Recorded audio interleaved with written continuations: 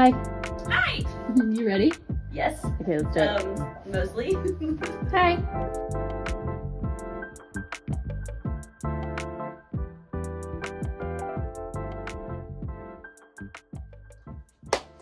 Okay, the end of the year is upon us. It's time to wrap things up, starting with the worst books that we read this year. The worst of the lot, the no-goes. My name's Erin. I'm Elena. Should we just get into it? Yeah. And I'm going to start us off with a bang. Ooh, I don't know what yours are, so I'm excited.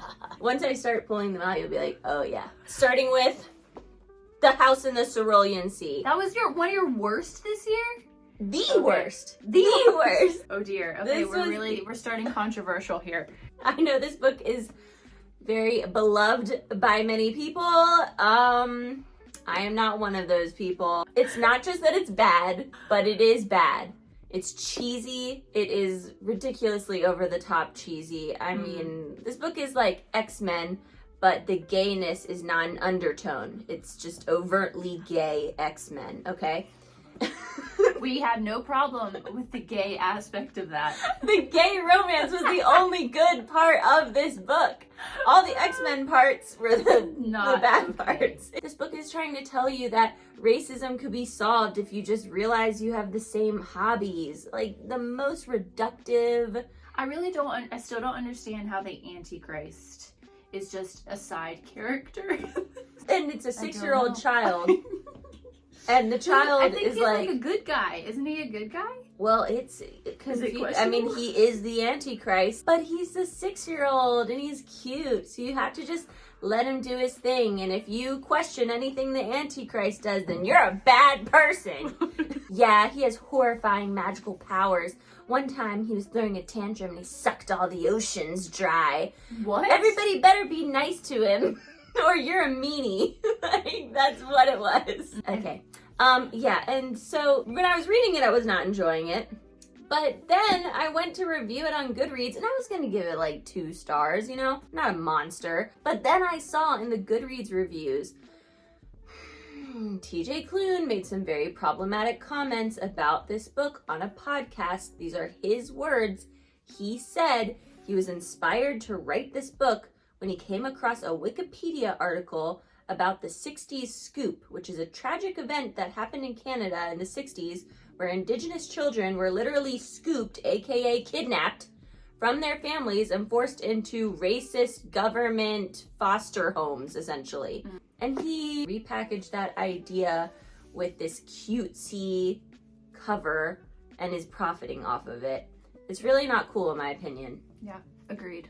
So that dropped it down to 0.5 stars. 0.5 stars. Okay, my first worst book of the year is, well, first of all, I have to say, Elena and I usually do not DNF a book. We suffer through, talk shit about it, but get through it. Because once you've started, like, I feel like you've kind of committed. You need to read the book so you can form an actual opinion. Yeah, and I want my Goodreads points. Yeah, like, I don't think you can have an opinion, really, unless you've read the entire book. True. Sometimes there are exceptions to this rule, and The Celebrants by Steven Rowley is one of them. This book was horrific. I listened to it on audio. The narrator is the author, which was a terrible choice. I usually love that. I know. He had the exact same nasal, whiny voice for every single one of his characters, and it's like a group of 5 friends. They all sound the exact same. They all sound incredibly annoying. And it just, he didn't even try to differentiate the characters, so how could you tell who was speaking? I mean, by the words, do you know what I mean? Context clues alone. Yeah, like, he's obviously not an audiobook narrator, and he doesn't know the nuances of how to switch into different characters. Hi! Hi, baby. And more than that, the characters were just like so mean to each other and so unlikable, and it's literally about their friendship, and it's impossible to imagine these people being friends with each other. It put me in such a bad mood that I got maybe 40% of the way through, and I was like, for my own mental health, I have to just put this down. So that was my first. I think it was probably my worst. Was that your worst? I think so. I mean, for you to DNF it. DNF'd. Yeah, so I think it was my worst. The Unfortunate Side Effects of Heartbreak and Magic. This is supposed to be Gilmore Girls meets practical magic. I see the Gilmore Girls comparison, but I didn't like it. Do you like Gilmore Girls? Yeah. Okay. Yeah. Yeah, I like Gilmore Girls, and the small town vibe was definitely there. Like, you had your gossipy old busybody, Yeah. and then you had like a crotchety man, and you know, everybody had their little archetypes. It's a witchy story. The main character is a witch from a family of witches. One of the things that really bothered me about this book is that, and this is not a spoiler, this is given to you from the get-go, her grandmother is dying. That's like the plot of the book. Her grandmother, who is like the matriarch of the family and has raised her and her twin brother, she's dying. And she dies, and then the book just immediately replaces her with another like motherly figure character. And I really didn't like that. I feel like when authors do that, it makes me think that they don't trust me to handle the emotional impact of that character dying. Yeah. Or they like don't know how to write grief. Yes. You know? And there were other major plot issues with this. It was overly dramatic, like a reality TV show at times. And characters had really weird reactions to finding out things. I mean, it was so strange. I did not like it. That's a disappointment because like that was super hyped. I know people really liked it. Yeah. And on the back it actually says like if you loved the very secret society of irregular witches, which I really liked. Yeah. Well, that was a lie. But yeah, the plot.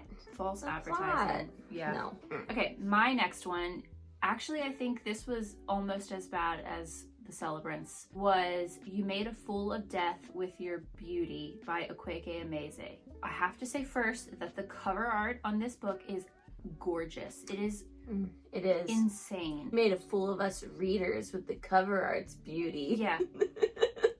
Wow. That was profound. Seriously though, this book is so questionable. The main character, again, not likable. And I don't even think, this is not a spoiler, but like the message of this book is about the main character and her grief over her husband dying and her essentially finding someone else to spend her life with and like connecting with him in her grief. That sounds beautiful, except for the fact that the person in question is her boyfriend's father. Oh! That she falls in love with. That you told me this. And then essentially gaslights her boyfriend into being like, this is okay. Why are you not okay with me? Why are you not okay with me getting with your father? And it's so confusing. And you're like, God. What is happening? Yeah. And then suddenly the author turns this really nice guy who's been so kind to her. Suddenly he becomes a bad character, and it's so convenient and it's written to just be like, you don't actually like the boyfriend after all. But you're supposed to want her to get with the dad. But you don't. And it was poorly written. Yeah, that's a shame because that cover really does catch you. Yeah. But you're right, that book made a fool of me. Zing! All right. Okay, I also have one DNF. A Winter in New York by Josie Silver. Josie Silver, it should be mentioned, I love her previous romance novels. This has got to be an outlier, and I will convince you to read her other one. I mean, it's gonna take a lot to convince me because this book was so bad. I feel like you have oh yeah, you sent me a text of the... Yeah, the line that made me quit. Yes. The line that I got up to and then thought, nope, I'm good. It was so sexual, he might as well have been circling my cervix. I read that and I was just like... I don't think she understands anatomy. I was like, nothing could sound less sexual to me. The spicy scenes were wildly unrealistic.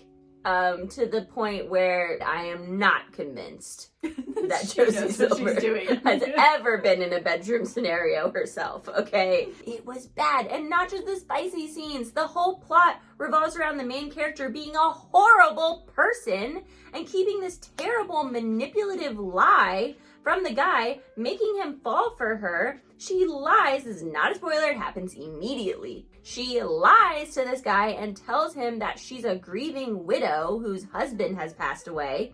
Total lie. Meanwhile, he's actually a grieving widow whose wife really did pass away, and he's actively grieving. He has a kid that's also grieving. She meets the kid. The kid gets all attached to her. And she does not have a husband that died? No, she's never been married. The book is like, she's a really good person. And I'm like, what?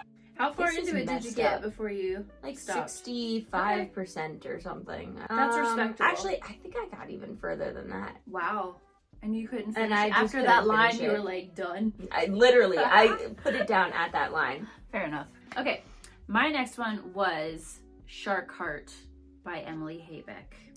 Right, Again, this weird book. Beautiful cover. I obviously need to stop Judging a book judging by a its book cover. because this was not good. It's overwritten. It feels very pretentious.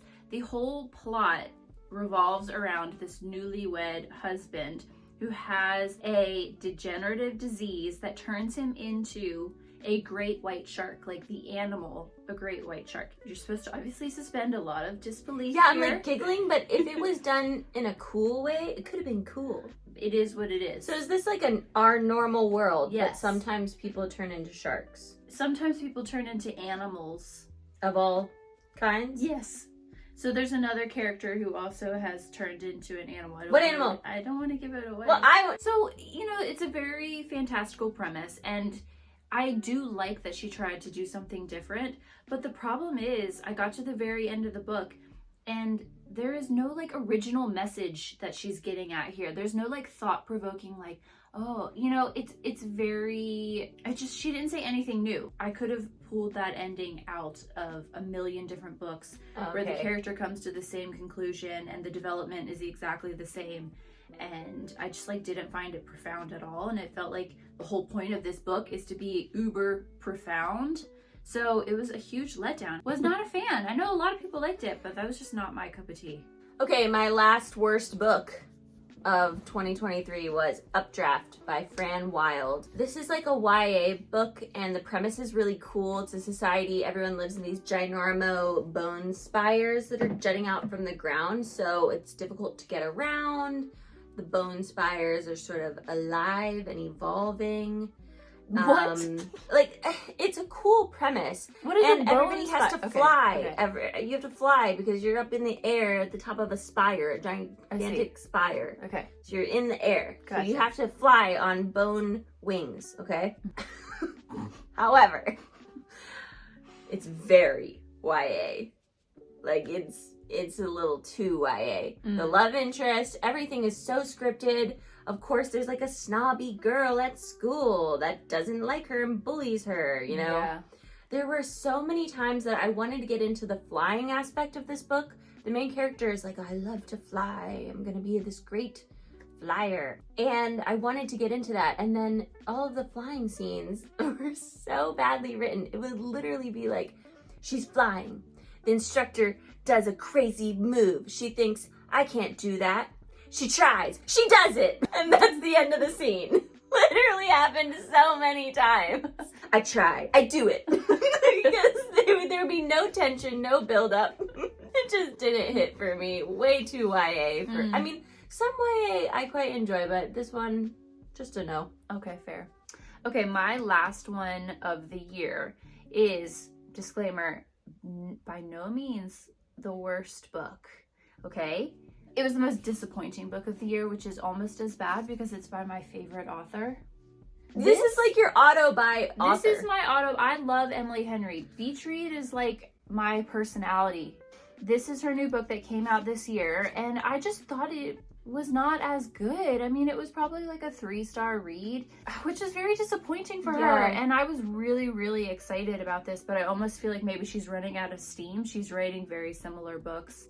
And this one, the main female protagonist just was not half as I just didn't think she was as strong as her ones in previous books. So it's kind of hurting me because she's coming out with another one next year. She's still an auto by author, but if I read another Happy Place, I'm gonna have to rethink everything. Okay, so still like leagues above the other books on this list. By far.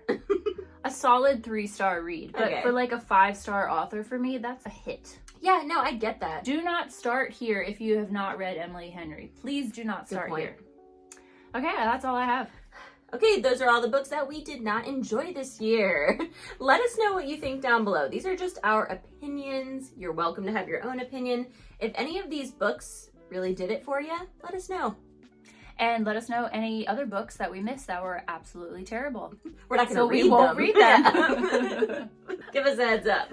Be a pal. If you liked this video, please like this video, leave us a comment, subscribe to the channel. We are still new, so that would be super appreciated. And until our next video, see you soon.